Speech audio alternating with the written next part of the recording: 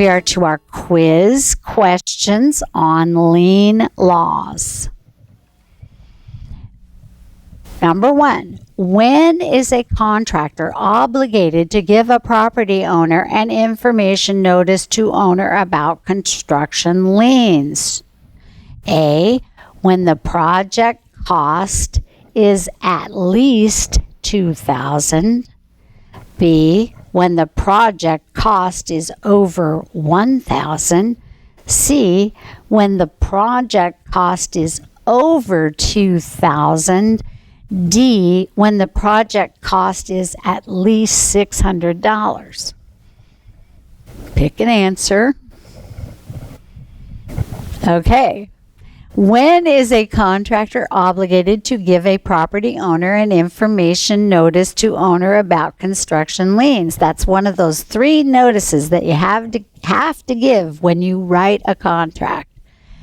So what's our answer? It is C, when the project cost is over $2,000. Not $2,000, over $2,000. You are required to write a contract. And when you write a contract, you must give the owner 3 notices. And one of them is called the information notice to owner about construction liens. So they are aware that when you take that project, if you bring a subcontractor onto that property, the subcontractor would have a right to lien as well as you. 2, what are the consequences if you fail to give the owner a notice of compliance with the Home Buyer Protection Act notice at closing? What are the consequences? A, the contractor could be charged with a misdemeanor. B, the contractor could be fined up to $2,000 for an individual or $4,000 for a corporation. C, the contractor could be fined up to $5,000. D, the contractor could be charged with a Class A felony. Okay, now this is when you have built a residence or a building for a private owner. Okay.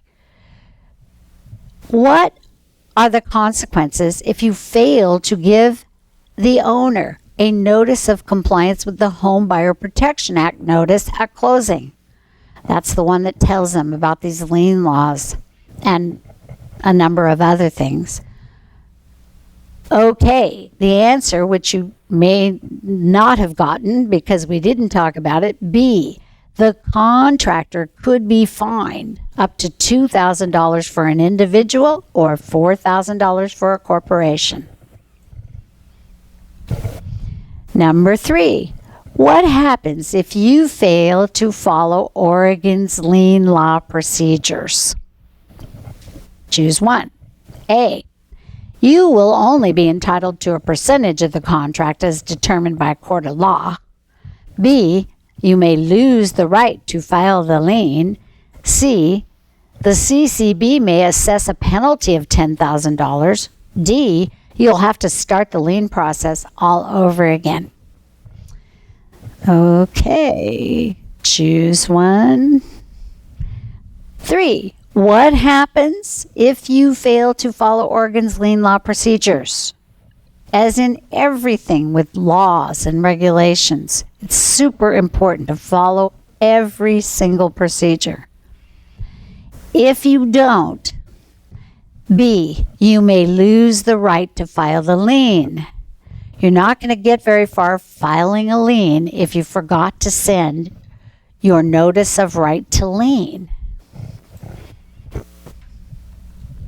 Number 4, which of the following is a post-claim notice in the lien process after you've already filed your claim against the deed? Post-claim.